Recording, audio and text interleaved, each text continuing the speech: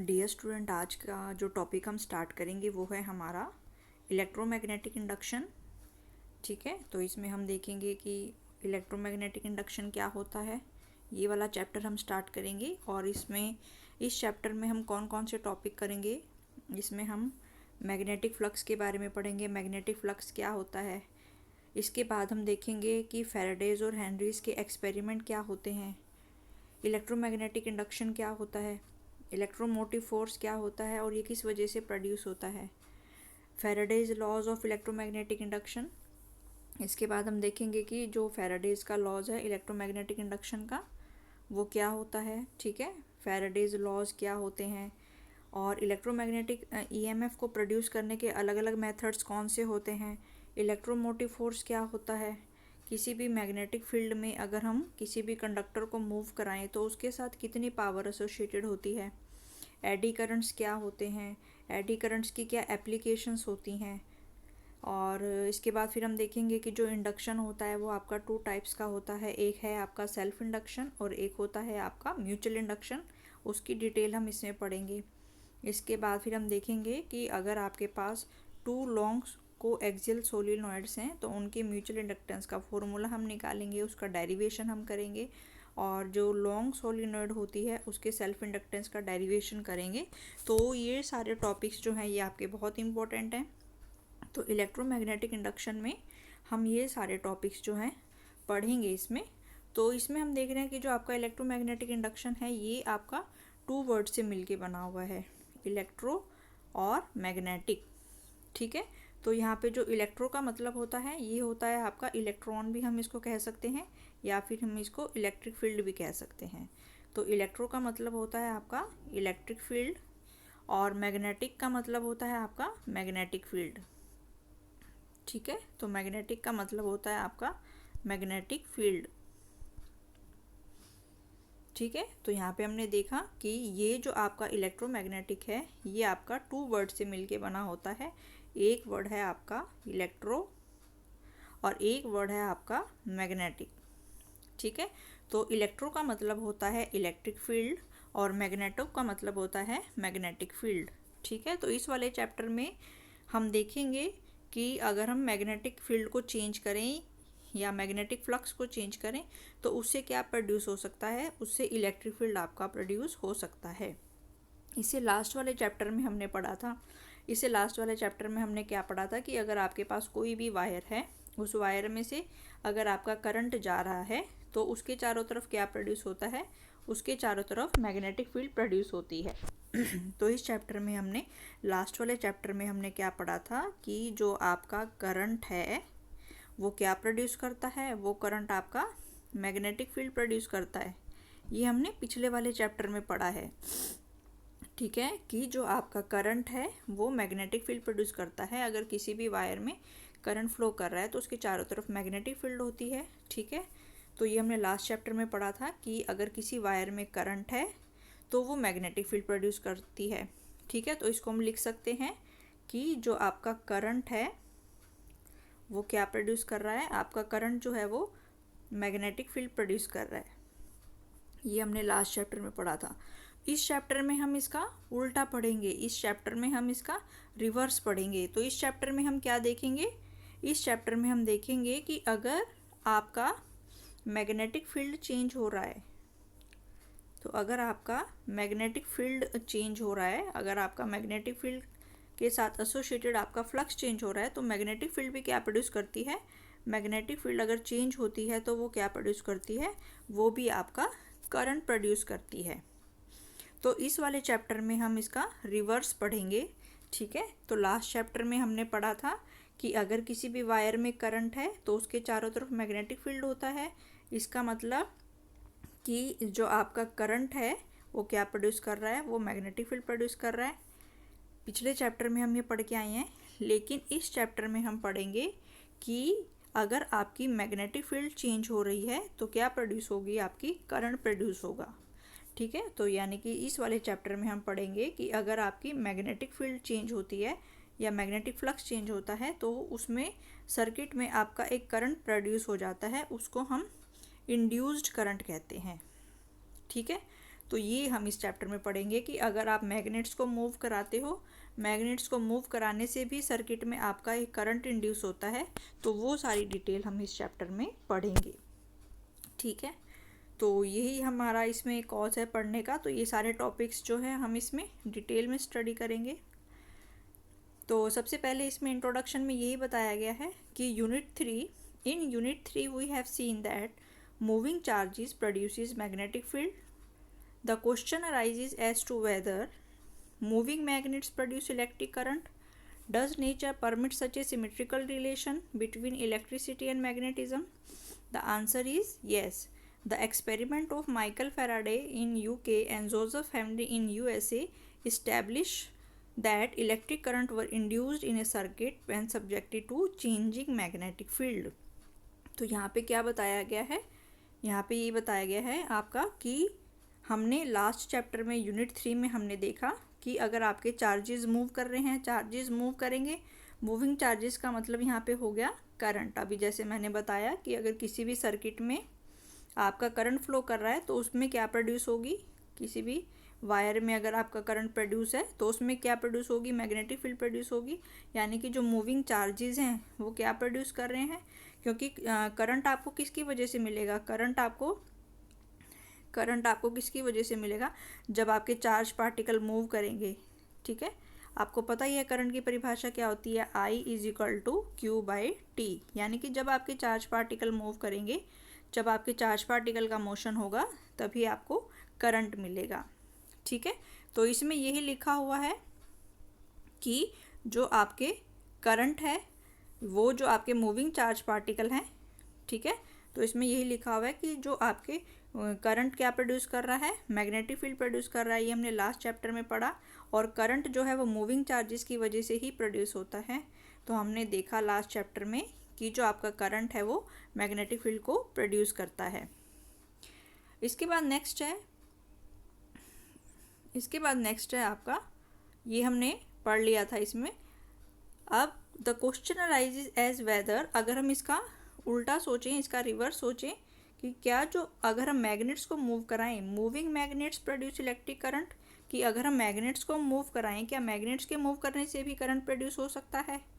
ठीक है, हमने ये देखा कि अगर हम चार्जेस को मूव कराते हैं यानी कि करंट प्रोड्यूस होता है, और करंट प्रोड्यूस होता है तो उसके चारों तरफ मैग्नेटिक फील्ड प्रोड्यूस होती है, ये हमने देखा था।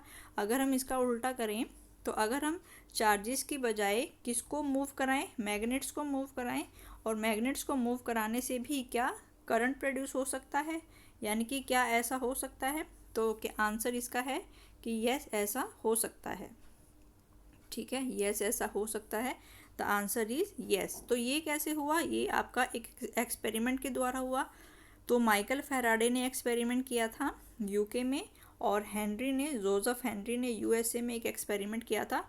उन्होंने इसकी खोज की थी कि जब आपके electric currents are induced in a circuit when subjected to the changing magnetic field, यानी कि उन्होंने बताया कि अगर आपकी कोई भी कॉइल है और इस कॉइल में अगर आपकी मैग्नेटिक फील्ड चेंज हो रही है, इस कॉइल के अंदर अगर आपकी मैग्नेटिक फील्ड चेंज होती है और तो मैग्नेटिक फील्ड के चेंज होने से इसमें क्या प्रोड्यूस हो गया, इसमें करंट प्रोड्यूस हो गया। तो ये एक्सपेरिमेंट किसने किया था, ये एक्सपेरिमेंट माइकल फैराडे ने और जोसेफ हेनरी ने किया था 1830 में। तो उन्होंने ये बताया कि जैसे ही किसी भी कॉइल में मैग्नेटिक फील्ड आपकी चेंज होती है तो मैग्नेटिक फील्ड चेंज होने की वजह से उसी कॉइल के अंदर आपका एक करंट प्रोड्यूस हो जाता है। ठीक है, तो ये हमारा है। तो लास्ट चैप्टर में हमने देखा कि अगर आपके पास कोई भी वायर है उसमें अगर आपका करंट फ्लो कर रहा है तो करंट जो है वो मैग्नेटिक फील्ड प्रोड्यूस करता है। और इस वाले चैप्टर में हम देखेंगे कि अगर किसी भी कॉइल में आपकी मैग्नेटिक फील्ड चेंज हो रही है तो मैग्नेटिक फील्ड के चेंज होने से उसमें क्या प्रोड्यूस होता है, उसमें करंट प्रोड्यूस होता है। इसी को ही हम क्या कहते हैं, इंड्यूस्ड करंट या इंड्यूस्ड ईएमएफ। तो वो सारी डिटेल हम इस चैप्टर में पढ़ेंगे। तो ये इसमें है the phenomena of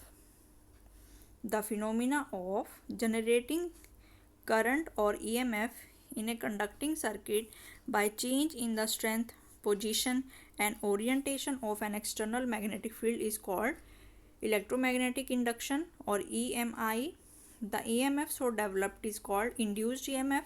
If the conductor is in the form of closed circuit, the current flows in the circuit. This is called the induced current. ठीक है, इसने ये क्या कहा कि the phenomena of generating EMF in a conducting circuit. तो अब circuit आपका कैसा होना चाहिए? सर्किट आपका कंडक्टिंग होना चाहिए। तो अगर आपके पास कोई भी कंडक्टिंग सर्किट है तो उसमें क्या प्रोड्यूस हो जाता है? उसमें एक करंट प्रोड्यूस हो जाता है या फिर एक EMF प्रोड्यूस हो जाता है। ठीक है, यानी कि अगर आपके पास कोई भी कंडक्टिंग सर्किट है, उस कंडक्टिंग सर्किट में या तो करंट प्रोड्यूस हो जाए या EMF प्रोड्यूस हो जाए। किसकी वजह से? By change in strength, position and orientation of external magnetic field. यानी कि अगर उस सर्किट में मैग्नेटिक फील्ड की स्ट्रेंथ को चेंज कर दो या मैग्नेटिक फील्ड की पोजीशन को चेंज कर दो या मैग्नेटिक फील्ड के एंगल को चेंज कर दो, ठीक है, तो उस सर्किट में क्या प्रोड्यूस हो जाता है? उस सर्किट में आपका करंट प्रोड्यूस हो जाता है। ठीक है, तो इसमें ये बताया गया है। इसी फिनोमिना को हम क्या कहते हैं? इसी फिनोमिना को हम इलेक्ट्रोमैग्नेटिक इंडक्शन कहते हैं। इलेक्ट्रोमैग्नेटिक इंडक्शन को हम क्या लिखते हैं? EMI। ई से हो गया इलेक्ट्रो, एम से हो गया मैग्नेटिक और आई से हो गया इंडक्शन। यानी कि सर्किट में अगर आपके पास कोई भी कंडक्टिंग सर्किट है, उस कंडक्टिंग सर्किट में अगर आपका मैग्नेटिक फील्ड चेंज हो रहा है तो मैग्नेटिक फील्ड चेंज होने की वजह से उसमें एक करंट प्रोड्यूस हो जाता है। इसी को ही हम क्या कहते हैं? इलेक्ट्रोमैग्नेटिक इंडक्शन का फिनोमिना कहते हैं। ठीक है, तो यहाँ पे अब मैग्नेटिक फील्ड हमने कहा है कि अगर ये आपकी कोई भी कॉइल है, ठीक है, ये कॉइल आपकी मान लो मेटल से बनी हुई है, तो ये क्या हो गया? कंडक्टिंग। तो सरफेस आपका कैसा होना चाहिए? कंडक्टिंग सरफेस होना चाहिए। यानी कि ये हमने कोई कंडक्टिंग कॉइल ले लिया है, यानी कि मान लो ये किसी मेटल की बनी हुई है, एल्यूमिनियम की है या कॉपर की है, तो ये हमने कॉपर की कॉइल ले ली।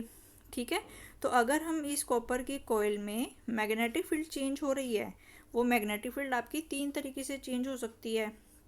या तो मैग्नेटिक फील्ड की वैल्यू को आप कम कर दो या ज़्यादा कर दो, मैग्नेटिक फील्ड बार बार बढ़ा दो या बार बार कम कर दो। यही है कि अगर आप मैग्नेटिक फील्ड की स्ट्रेंथ को बार बार चेंज करते रहेंगे, मैग्नेटिक फील्ड को कम या ज़्यादा करते रहेंगे, तो मैग्नेटिक फील्ड आपकी चेंज हो सकती है। उस कंडीशन में भी इसमें क्या प्रोड्यूस हो जाएगा? इसमें एक करंट प्रोड्यूस हो जाएगा। अगर आप मैग्नेटिक फील्ड को बार बार कम या ज़्यादा कर रहे हो तो उससे जो है आपकी मैग्नेटिक फील्ड चेंज होगी, और मैग्नेटिक फील्ड चेंज होने की वजह से ये जो आपकी कॉइल है, इस कॉइल में बिना बैटरी लगाए ही आपका करंट प्रोड्यूस हो जाता है। इसी फिनोमिना को हम क्या कहते हैं? इलेक्ट्रोमैग्नेटिक इंडक्शन कहते हैं। और दूसरा मैग्नेटिक फील्ड हम कैसे चेंज कर सकते हैं? अगर हम मैग्नेटिक फील्ड की पोजीशन को चेंज कर दें, मैग्नेटिक फील्ड की पोजीशन को चेंज कर दें या जो मैग्नेटिक फील्ड का एंगल है उसको हम बार बार चेंज कर दें, तो उससे भी जो है आपकी मैग्नेटिक फील्ड में चेंज होगा। तो ये सारी डिटेल जो हम आगे वाले वीडियो आएंगे उसमें हम ये डिटेल में पढ़ेंगे कि कैसे किसी भी सर्किट में हम मैग्नेटिक इंडक्शन के फिनोमेना के द्वारा करंट की वैल्यू को प्रोड्यूस कर सकते हैं, इंड्यूस कर सकते हैं। तो ये था आपका इलेक्ट्रोमैग्नेटिक इंडक्शन का फिनोमेना। इसका मतलब कि अगर आपके पास कोई भी कंडक्टिंग सर्किट है, ये आपकी कोई भी मेटल की कॉइल है, अगर इस मेटल की कॉइल के साथ अगर इसका जो मैग्नेटिक फील्ड है वो चेंज होता रहेगा, जब तक मैग्नेटिक फील्ड इसमें चेंज होता रहेगा, ठीक है, तो मैग्नेटिक फील्ड इसमें जब तक चेंज होता रहेगा तो इसमें क्या प्रोड्यूस हो जाएगा? इसमें हम एक करंट प्रोड्यूस हो जाएगा जिसको हम क्या कहते हैं? Induced current. यानी कि इसमें अपने आप से ही एक करंट प्रोड्यूस हो जाएगा और इस करंट को हम क्या कहते हैं? Induced current. इसको हम इंड्यूस्ड करंट क्यों कहते हैं? क्योंकि ये किस वजह से आया है? ये वाला जो करंट है ये हमने बैटरी के द्वारा नहीं लगाया। अब आप इसको ध्यान से देखो, इस वाली कॉइल में हमने कोई भी बैटरी नहीं लगाई है, इसमें कोई भी बैटरी नहीं लगाई है। तो बिना बैटरी लगाए ही इस कॉइल में क्या प्रोड्यूस हो गया? बिना बैटरी लगाए ही इस कॉइल में आपका करंट प्रोड्यूस हो जाता है। और ये किसकी वजह से होता है? ये इस कॉइल में अगर आपका मैग्नेटिक फील्ड चेंज हो रहा है तो उसकी वजह से ये इसमें इंड्यूस होता है, यानी कि हमने इसको इंड्यूस किया है, हमने इसको प्रेरित किया है। ठीक है, तो ये ध्यान रखना आपको कि इस कॉइल में आपने कोई भी बैटरी नहीं लगाई है, इसमें आपने कोई भी बैटरी नहीं लगाई है करंट के लिए। ठीक है, इसमें कोई भी बैटरी नहीं लगाई है, तो इसमें जो करंट प्रोड्यूस हुआ है वो इसके साथ इसके अंदर से जो गुजरने वाली मैग्नेटिक फील्ड है उसके चेंज होने की वजह से प्रोड्यूस होता है। ठीक है, तो इसमें यही लिखा हुआ है कि अगर किसी भी कंडक्टिंग सर्किट में कोई करंट प्रोड्यूस हो जाता है या ईएमएफ प्रोड्यूस हो जाता है, किस वजह से? By change in strength, position and orientation of external magnetic field, कि आपने उसको जिस मैग्नेटिक फील्ड के अंदर रखा हुआ है, अगर वो मैग्नेटिक फील्ड आपकी बार बार चेंज हो रही है या उसकी स्ट्रेंथ चेंज हो रही है, वो बार बार कम या ज़्यादा हो रही है, या बार बार उसका एरिया चेंज हो रहा है, या बार बार उसका एंगल चेंज हो रहा है, या मैग्नेटिक फील्ड की पोजीशन चेंज हो रही है, तो उस वजह से जो वो कंडक्टिंग सर्किट है उसमें आपका एक करंट प्रोड्यूस हो जाता है। उसे हम क्या, उस फिनोमिना, उस घटना को हम क्या कहते हैं? इलेक्ट्रोमैग्नेटिक इंडक्शन कहते हैं। और इस तरीके से जो ईएमएफ डेवलप होता है उसको हम इंड्यूस्ड ईएमएफ कहते हैं। और अगर सर्किट हमारा क्लोज्ड है तो उसमें करंट भी फ्लो करता है, और उसी करंट को हम क्या कहते हैं? इंड्यूस्ड करंट कहते हैं। ठीक है, तो ये आपका फिनोमिना था। इसके बाद नेक्स्ट इसमें है the phenomena of electromagnetic induction. ये जो आपका इलेक्ट्रोमैग्नेटिक इंडक्शन का फिनोमिना है, ये बहुत सारे जो आपके एपरेटस हैं उनमें भी ये जो है आपका यूज़ होता है। जैसे कि आपके जो जनरेटर्स होते हैं, पावर जनरेटर्स हैं, उसमें भी इलेक्ट्रोमैग्नेटिक इंडक्शन यूज़ होता है। जो आपके डायनेमोज हैं, जो आपके ट्रांसफॉर्मर्स हैं, सभी में ही जो आपका यूज़ होता है, कौन सा फिनोमिना यूज़ होता है? इलेक्ट्रोमैग्नेटिक इंडक्शन का फिनोमिना होता है। ठीक है, तो जो भी हमारे ट्रांसफॉर्मर्स होते हैं उसमें भी इलेक्ट्रोमैग्नेटिक इंडक्शन यूज़ होता है, यानी कि मैग्नेटिक फील्ड के चेंज होने की वजह से क्या है हमारा इलेक्ट्रोमैग्नेटिक इंडक्शन का फिनोमिना? कि मैग्नेटिक फील्ड के चेंज होने की वजह से उस सर्किट में क्या प्रोड्यूस हो जाता है? उस सर्किट में एक करंट प्रोड्यूस हो जाता है, जिसको हम इंड्यूस्ड करंट कहते हैं। ये है हमारा इलेक्ट्रोमैग्नेटिक इंडक्शन। ठीक है, तो ये हमारा कहाँ कहाँ पे यूज़ होता है? ये पावर जनरेटर्स, जो हमारे पावर प्रोड्यूस करने वाले जनरेटर्स होते हैं, जो हमारे डायनेमोज होते हैं, जो हमारे ट्रांसफॉर्मर्स होते हैं, तो उन सभी में ये आपका यूज़ होता है इलेक्ट्रोमैग्नेटिक इंडक्शन का फिनोमिना। ठीक है, इसके बाद नेक्स्ट है आपका मैग्नेटिक फ्लक्स। तो नेक्स्ट इसमें हम क्या पढ़ेंगे? मैग्नेटिक फ्लक्स के बारे में पढ़ेंगे। ठीक है, तो नेक्स्ट जो टॉपिक है वो है आपका मैग्नेटिक फ्लक्स। जैसे आपने इलेक्ट्रिक फ्लक्स के बारे में पढ़ा था, ऐसे ही हम इसे लास्ट वाले चैप्टर में हमने इलेक्ट्रिक फ्लक्स के बारे में हमने पढ़ा था कि इलेक्ट्रिक फ्लक्स क्या होता है। इलेक्ट्रिक फ्लक्स जो होता है कि अगर कितनी नंबर ऑफ, जैसे कि हमने ये पढ़ा था कि अगर आपके पास कोई भी एरिया है, ठीक है, उस एरिया में से कितनी इलेक्ट्रिक लाइन ऑफ फोर्सेस जो हैं उसको क्रॉस कर रही हैं पर यूनिट एरिया। ठीक है, तो ये हमने बताया था आपको कि जो आपका इलेक्ट्रिक फ्लक्स होता है वो E इंटू ए के बराबर होता है। इलेक्ट्रिक फ्लक्स के बारे में हमने ये बताया था। ठीक है, तो यहाँ पे भी हम देखते हैं कि जो आपका मैग्नेटिक फ्लक्स होता है, तो next topic is the magnetic flux. ठीक है, तो मैग्नेटिक फ्लक्स की जो डेफिनेशन है वो आपको अच्छे से लर्न करनी है। तो मैग्नेटिक फ्लक्स क्या है? The magnetic flux through any surface of area A, किसी भी सरफेस जिसका एरिया ए है उसके थ्रू जो मैग्नेटिक फ्लक्स होगा, held in a magnetic field B is measured by total number of magnetic lines of forces crossing the surface normally, it is equal to the dot product of B vector and A vector.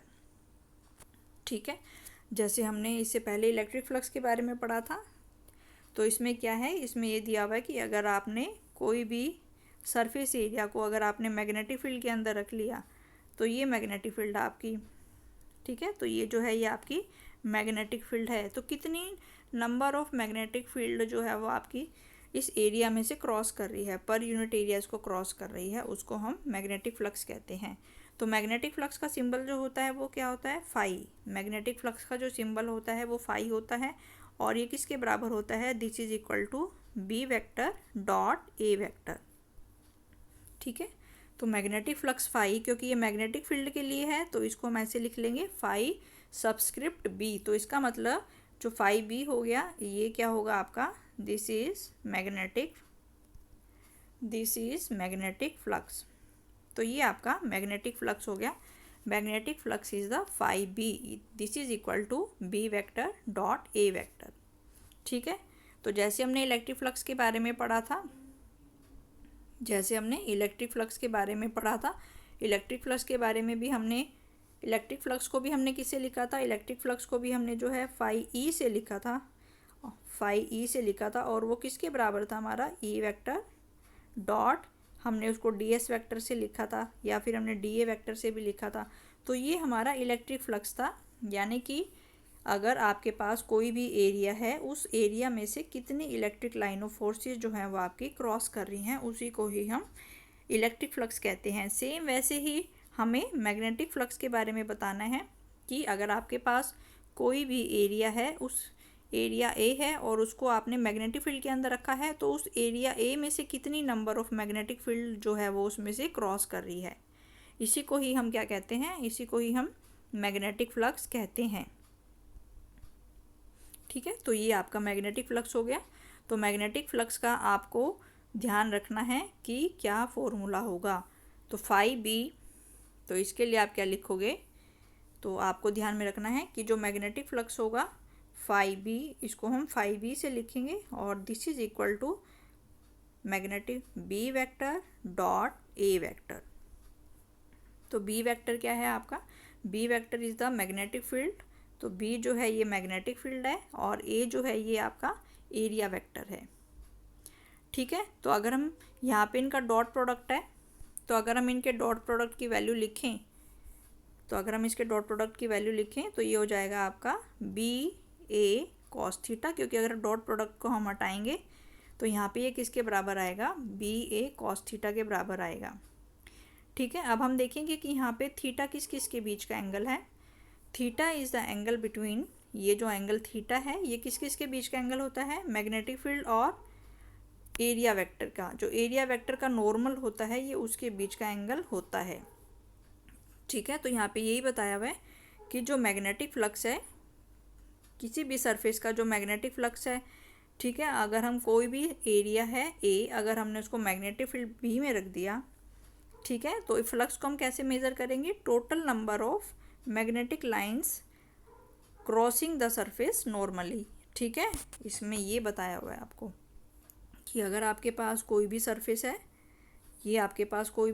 है, इस surface का जो area है वो ए है, और अगर आपने इसको एक्सटर्नल मैग्नेटिक फील्ड बी में रख दिया है, तो उस सरफेस ए में से कितनी नंबर ऑफ मैग्नेटिक फील्ड उसको नॉर्मली क्रॉस करेंगी। ठीक है। अगर आपने किसी भी सरफेस जो कि एरिया ए है उसको आपने मैग्नेटिक फील्ड की प्रेजेंस में रख दिया, तो उस सरफेस ए में से कितनी number of magnetic field lines जो है उसको क्रॉस कर रही हैं, उसी को ही हम क्या कहते हैं, मैग्नेटिक फ्लक्स कहते हैं, जिसको हम फाई बी से लिखते हैं। और ये किसके बराबर आएगा, B vector dot A vector. ठीक है। तो यहाँ पे हम निकाल लेंगे, तो जो डॉट प्रोडक्ट होगा उसको हम किससे रिप्रेजेंट करते हैं, थीटा से। जो डॉट प्रोडक्ट है आपका कॉस थीटा से यहाँ पे हम रिप्रेजेंट करेंगे। तो अगर हम बी डॉट ए लिखें तो ये किसके बराबर आएगा, बी ए कॉस थीटा। तो यहाँ पे थीटा किस किस के बीच का एंगल है, theta is the angle between normal to the surface with the magnetic field, यानी कि सरफेस का नॉर्मल मैग्नेटिक फील्ड के साथ में बना रहा है। ठीक है। तो जैसे कि हम यहाँ पे देखें इस वाले फिगर में, तो ये वाला जो फिगर है ये आपको बताया गया है यहाँ पे। ठीक है। तो यहाँ पे ये कोई भी आपका, यहाँ पे ये दिया गया आपको इस तरीके से। ठीक है। तो यहाँ पे ये दिया गया है, ये कोई भी एरिया है आपका। ठीक है। और इसको जो है आपने, तो ये जो एरिया है, इस एरिया का अगर हम नॉर्मल देखें, हमेशा वो किसकी तरफ होता है, हमेशा वो नॉर्मल जो होगा इसका वो एन, इसको हम एरिया का जो नॉर्मल होता है उसको हम एन वेक्टर से लिखते हैं। हमेशा एरिया वेक्टर की जो डायरेक्शन होती है वो उसके सरफेस के परपेंडिकुलर होती है। ठीक है, वो उसके सरफेस के परपेंडिकुलर होती है। तो अगर हमारे पास ये सरफेस है, ये हमारे पास कोई भी सरफेस है, तो अगर हम इसका नॉर्मल बनाएं तो वो किस डायरेक्शन में होगा, वो इसके परपेंडिकुलर डायरेक्शन में होगा। तो ये इसका नॉर्मल वेक्टर हो गया। ठीक है, एन वेक्टर ये इस एरिया का, ये जो एरिया ए है इसका नॉर्मल वेक्टर हो गया। अब हमने इसको कहाँ पे रखा है, हमने इसको मैग्नेटिक फील्ड की प्रेजेंस में रखा है। तो यानी कि जो मैग्नेटिक फील्ड है वो इसको क्या कर रही है, क्रॉस कर रही है। ठीक है, तो मैग्नेटिक फील्ड जो है इसको क्रॉस कर रही है। तो हम देख रहे हैं कि पहले वाली जो मैग्नेटिक फील्ड ऐसे जा रही है, दूसरे वाली जो मैग्नेटिक फील्ड ऐसे जा रही है, और जो तीसरे वाली जो मैग्नेटिक फील्ड है वो ऐसे जा रही है। तो हम देख रहे हैं कि इनके बीच में कितना एंगल बन रहा है। तो जो थीटा होगा वो कौन सा एंगल होगा, ये वाला जो एंगल होगा ये आपका थीटा एंगल होगा। यानी कि जो आपका एरिया का नॉर्मल है एन, ये एरिया का नॉर्मल एन हो गया और ये मैग्नेटिक फील्ड की डायरेक्शन हो गई। तो दोनों के बीच में ये जो एंगल बनेगा ये एंगल किसके बराबर होगा, थीटा के बराबर। ठीक है, तो यहाँ पे ये ध्यान में रखना है कि जो मैग्नेटिक फ्लक्स है, मैग्नेटिक फ्लक्स फाई वो किसके बराबर होता है, that is equal to B vector dot A vector. जैसे हमने इलेक्ट्रिक फ्लक्स के बारे में पढ़ा था। ठीक है, यानी कि अगर कोई भी हमारे पास एरिया ए है और हम उसको मैग्नेटिक फील्ड की प्रेजेंस में रखते हैं तो उस एरिया में से कितनी number of magnetic field lines जो है नॉर्मली क्रॉस कर रही हैं, उसी को ही हम क्या कहते हैं, मैग्नेटिक फ्लक्स कहते हैं। और ये किसके बराबर हो जाएगा, बी ए कॉस थीटा के बराबर। अब हम देख रहे हैं यहाँ पे थीटा कौन सा एंगल होता है, यानी कि जो एरिया का नॉर्मल है, एरिया के नॉर्मल के बीच में और मैग्नेटिक फील्ड के बीच में जो एंगल बनता है उसको हम थीटा कहते हैं। तो यहाँ पे ये हमारे पास कोई एरिया है, तो ये एरिया का नॉर्मल हो गया जो कि हमेशा एरिया के परपेंडिकुलर होता है, और ये हमारी मैग्नेटिक फील्ड की डायरेक्शन हो गई। तो ये जो है हमारी ये बी की डायरेक्शन है और ये हमारी नॉर्मल की डायरेक्शन है। तो दोनों के बीच में ये जो एंगल बन रहा है इसे हम क्या कहते हैं, थीटा। तो theta is the angle between normal to the surface and with the direction of magnetic field. यानी कि एन वेक्टर और बी वेक्टर के बीच में जो एंगल बनता है उसको हम थीटा एंगल बोलते हैं। ठीक है, तो ये हम इस डायग्राम से आपको क्लियर हो गया होगा। तो यहाँ पे नेक्स्ट इसमें फिर दिया गया है कि अगर आपके पास मैग्नेटिक फील्ड जो है वो वेरिएबल है, अगर आपके पास मैग्नेटिक फील्ड जो है वो आपकी वेरिएबल है, यानी कि मैग्नेटिक फील्ड आपकी कांस्टेंट नहीं है, मैग्नेटिक फील्ड बार बार आपकी चेंज हो रही है। ऊपर वाले केस में तो हमने किया कि बी की वैल्यू जो है वो हर जगह कांस्टेंट है, लेकिन इस केस में मैग्नेटिक फील्ड जो है वो आपकी वेरिएबल है। वेरिएबल का मतलब वो आपकी चेंज हो रही है, यानी कि कांस्टेंट नहीं है, बार बार वो आपकी चेंज हो रही है। तो उस केस में फिर आप मैग्नेटिक फ्लक्स की वैल्यू कैसे निकालोगे, तो इसमें बताया गया कि अगर आपकी मैग्नेटिक फील्ड जो है वो आपकी वेरिएबल होती है तो आप क्या करते हो कि जो भी आपके पास एरिया दिया गया है, जो भी आपको सरफेस दिया है, आप उसको छोटे छोटे एरिया एलिमेंट में, बहुत स्मॉल एरिया एलिमेंट में डिवाइड कर देते हो। और इतने छोटे एरिया के अंदर जो हमारी मैग्नेटिक फील्ड है उसको हम क्या मान सकते हैं, उसको हम कांस्टेंट मान सकते हैं। ठीक है, और अगर हमने माना कि अगर हमने एरिया में डिवाइड कर लिया, छोटे छोटे एरिया में डिवाइड कर लिया, यानी कि पहले वाला एरिया जो हो गया वो डेल्टा A1 हो गया, उसके अंदर की जो मैग्नेटिक फील्ड है वो B1 हो गई। दूसरे वाला एरिया जो है वो डेल्टा A2, उसके अंदर की जो मैग्नेटिक फील्ड है वो B2। तीसरे वाला एरिया जो है डेल्टा A3, उसका जो मैग्नेटिक फील्ड है वो B3। इसी तरीके से हमने उसको बहुत सारे स्मॉल एरिया में डिवाइड कर लिया और उसकी जो मैग्नेटिक फील्ड है उनकी वैल्यू को हमने नोट कर लिया। तो सभी के जो मैग्नेटिक फ्लक्स को हम क्या कर लेंगे, टोटल कर लेंगे। तो पहले वाले एरिया का जो मैग्नेटिक फ्लक्स होगा, हमें पता है हमने किसके बराबर होता है, magnetic flux B vector dot A vector. ठीक है, लेकिन हमारे पास अब एरिया को हमने किस में डिवाइड कर लिया, डेल्टा A1 में। ठीक है, तो यहाँ पे एरिया की वैल्यू आपकी क्या आएगी, डेल्टा A1। तो यहाँ पे जो एरिया की वैल्यू आएगी वो आएगी आपकी डेल्टा A1। तो पहले एरिया का फ्लक्स ये हो गया, दूसरे एरिया का फ्लक्स ये हो गया, और जो nth एरिया है उसका फ्लक्स ये हो गया। अगर हम इन सारों को टोटल करें तो उसको हम किसकी फॉर्म में लिख सकते हैं, उसको हम समेशन की फॉर्म में लिख सकते हैं। तो ये जो है ये आपका समेशन के फॉर्म में चेंज हो जाएगा। ठीक है, और ये हो जाएगा आपका B vector dot delta A vector और इंटू आई कैप। इसके बाद फिर ये जो समेशन है इसको हम किस में चेंज कर सकते हैं, ये समेशन जो है ये आपका इंटीग्रेशन में चेंज हो जाता है। यानी कि यहाँ से फिर हम जो फ्लक्स है उस फ्लक्स फाई को हम कैसे निकालेंगे, integration of B vector dot D A vector. ठीक है, तो समझ आ गया। तो इसमें हमने देखा ये जो है इतना इम्पोर्टेंट नहीं है, यहाँ से सिर्फ आपको बताना है कि अगर आपके पास मैग्नेटिक फील्ड कांस्टेंट है, अगर आपके पास मैग्नेटिक फील्ड कांस्टेंट है तो बी को, फ्लक्स को आप कैसे निकालोगे, B vector dot A vector से निकालोगे। और अगर आपके पास मैग्नेटिक फील्ड कांस्टेंट नहीं है तो उस केस में जो आपको फ्लक्स है वो किससे निकालना पड़ेगा, वो इंटीग्रेशन से निकालना पड़ेगा, यानी कि B dot D A vector. तो इसकी इंटीग्रेशन से जो है आपको ये निकालना पड़ेगा। तो ये कांस्टेंट मैग्नेटिक फील्ड के लिए और ये आपका वेरिएबल मैग्नेटिक फील्ड के लिए, यानी कि वही चीज़ आपको इंटीग्रेशन से निकालनी पड़ेगी। तो हमने देखा कि अगर आपके पास कोई भी ऐसा एरिया है जिसमें कि अगर आपके पास मैग्नेटिक फील्ड कांस्टेंट नहीं है तो इसको हमने स्मॉल स्मॉल एरिया में जो है वो डिवाइड कर लिया। फिर हमने सभी के जो फ्लक्स है इस वाले एरिया के फ्लक्स को भी सभी को टोटल कर लिया। सभी को टोटल करने के बाद फिर हमने उसका इंटीग्रेशन कर लिया। तो फिर हमने देखा कि इसका जो मैग्नेटिक फ्लक्स है वो किसके बराबर होगा, integration of B vector dot D A vector. तो इस तरीके से हम इसकी वैल्यू को फाइंड आउट कर सकते हैं।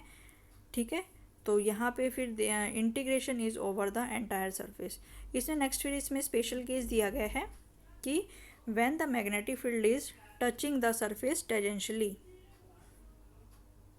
कि अगर आपका जो मैग्नेटिक फील्ड है टचिंग द सरफेस टेंजेंशियली, कि अगर आपका मैग्नेटिक फील्ड सरफेस को टेंजेंशियली टच कर रहा है तो उस केस में जो थीटा की वैल्यू होगी वो 90 डिग्री होगी और फ्लक्स की वैल्यू जो है वो 0 होगी। ठीक है, तो ये अगर हम ये वाली फिगर देखें, यहाँ पे इस वाली फिगर में अगर हम देखें,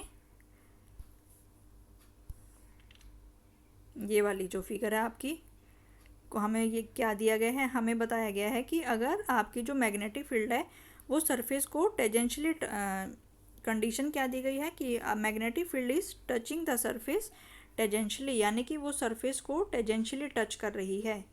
तो उस केस में हमारा जो एंगल बनेगा वो कितना होगा। ठीक है, तो हमें पता है इस केस में हमें क्या दिया गया है कि ये हमारे पास कोई भी एरिया है।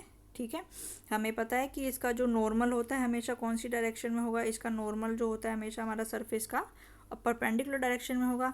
और मैग्नेटिक फील्ड हमें कैसे दी गई है, टचिंग द सरफेस टेंजेंशियली, यानी कि वो सरफेस के कैसे जा रही है, वो अलोंग द, ऐसे जा रही है जैसे टेंजेंट होता है। तो ये मैग्नेटिक फील्ड की डायरेक्शन है। तो हमें एन और बी के बीच का एंगल देखना है, तो हम देख रहे हैं कि दोनों के बीच में कौन सी कितना एंगल बन रहा है, 90 डिग्री। यानी कि अगर मैग्नेटिक फील्ड सरफेस को टेंजेंशियली क्रॉस कर रही है तो उस केस में थीटा की वैल्यू 90 आएगी। और हमें पता है कोस 90 की वैल्यू किसके बराबर होती है, 0 के बराबर। यानी कि उस सरफेस के साथ जो मैग्नेटिक फ्लक्स की वैल्यू आएगी वो कितनी आएगी, 0। मैग्नेटिक फ्लक्स की वैल्यू कितनी आएगी, 0 आएगी, क्योंकि हमारी जो मैग्नेटिक फील्ड लाइंस है वो तो हमारी इस डायरेक्शन में जा रही है और जो हमारा नॉर्मल है वो हमारा इस डायरेक्शन में है। तो दोनों के बीच का जो एंगल है वो 90 डिग्री होगा। कोस 90 की वैल्यू 0 होगी और फ्लक्स की वैल्यू भी जो है वो 0 होगी। ठीक है, तो ऐसे ही इस फिगर में दिखाया गया है यहाँ पे। तो इस वाले फिगर में ये आपको बताया गया है इस तरीके से कि जो आपकी नॉर्मल जो है वो आपका ऐसे है। ठीक है, ये आपका नॉर्मल है एरिया का, और जो मैग्नेटिक फील्ड है वो आपकी सरफेस के टेंजेंशियल है। तो इस केस में जो एंगल बनता है वो 90 डिग्री का बनता है और जो फ्लक्स की वैल्यू होती है, मैग्नेटिक फ्लक्स की वैल्यू होती है वो 0 के बराबर होती है। ठीक है, नेक्स्ट इसमें स्पेशल केस फिर दिया गया है कि if magnetic field is normal to the surface. तो इस केस में दिया गया कि अगर आपकी मैग्नेटिक फील्ड जो है सरफेस के नॉर्मल है, मैग्नेटिक फील्ड जो है सरफेस के नॉर्मल है, यानी कि ये हमारे पास कोई भी एरिया है, तो अगर हम इसका नॉर्मल बनाएं तो ये हमारा नॉर्मल बनेगा।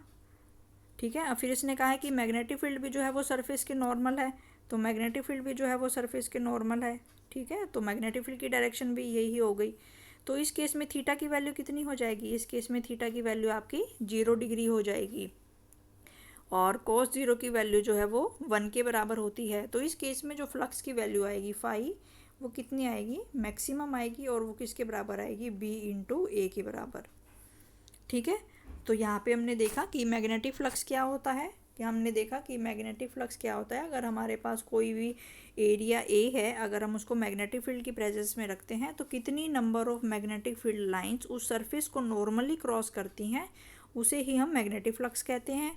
फिर हमने देखा कि अगर आपका कांस्टेंट मैग्नेटिक फील्ड है, अगर आपका कांस्टेंट मैग्नेटिक फील्ड है तो उस केस में आपका कांस्टेंट मैग्नेटिक फील्ड के लिए आपका जो फ्लक्स का फॉर्मूला आएगा वो आएगा आपका बी डॉट ए, और वेरिएबल मैग्नेटिक फील्ड के लिए इसको हम इंटीग्रेशन से निकालेंगे B vector dot D A vector. ठीक है, फिर हमने देखा कि अगर आपका सरफेस को टेंजेंशियली हमारी मैग्नेटिक फील्ड क्रॉस कर रही है तो दोनों के बीच का जो एंगल होगा वो 90 डिग्री होगा और फ्लक्स की वैल्यू जो है वो 0 डिग्री होगी। सेकंड केस में देखा हमने कि अगर मैग्नेटिक फील्ड ये हमारे सरफेस का नॉर्मल हो गया और मैग्नेटिक फील्ड भी जो है सरफेस में से नॉर्मली क्रॉस कर रही है तो थीटा की वैल्यू जो है 0 होगी और फाई की वैल्यू जो है वो मैक्सिमम होगी जो कि बी ए के बराबर होगी। ठीक है, तो यहाँ से हमने देखा कि जो बी ए की वैल्यू होगी वो आपकी मैक्सिमम वैल्यू होगी। ठीक है, मैग्नेटिक फ्लक्स में अगर फिर हम यहाँ से बी की वैल्यू निकालें तो जो बी है वो किसके बराबर होगा, B this is equal to phi upon A. B जो होगा वो फाई अपॉन ए के बराबर होगा और बी को हम क्या कहते हैं, जो बी है हमारे पास बी को हम कहते हैं it is the magnetic field strength.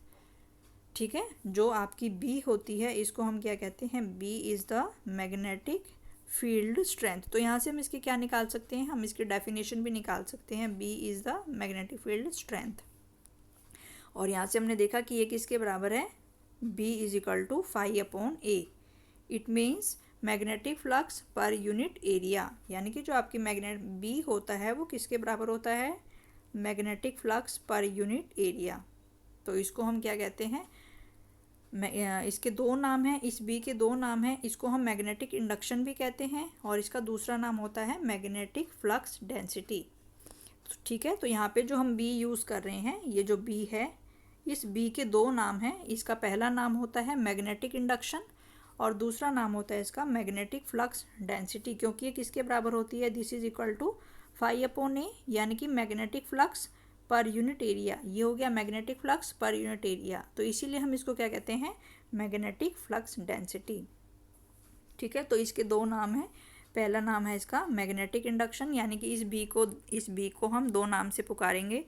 B का पहला नाम होता है बी वेक्टर, पहले हम इसको मैग्नेटिक फील्ड कहते थे लेकिन इसका जो करेक्ट नेम है that is the magnetic induction, और दूसरा नाम होता है इसका मैग्नेटिक फ्लक्स डेंसिटी, क्योंकि ये किसके बराबर होती है, this is equal to flux per unit area, और फ्लक्स पर यूनिट एरिया की वजह से ही हम इसे क्या कहते हैं, मैग्नेटिक फ्लक्स डेंसिटी कहते हैं। ठीक है, इसके बाद फिर ये इसमें बताया गया है कि अगर आपके पास मैग्नेटिक लाइन्स ऑफ फोर्सेस जो है जहाँ पे ज़्यादा होंगी, जिस एरिया में जो है आपकी मैग्नेटिक लाइन ऑफ फोर्सेस जो है वो ज़्यादा होंगी, उस वहाँ पे आपकी जो मैग्नेटिक फील्ड है वो आपकी स्ट्रॉन्ग होगी। ठीक है, तो अगर जिस एरिया में से number of magnetic field lines जो है वो आपकी ज़्यादा क्रॉस कर रही हैं तो वहाँ पे जो है मैग्नेटिक फील्ड की स्ट्रेंथ ज़्यादा होगी, और अगर उसमें से वो कम क्रॉस कर रही हैं तो जो मैग्नेटिक फील्ड की स्ट्रेंथ जो है वो आपकी कम होगी। Thank you.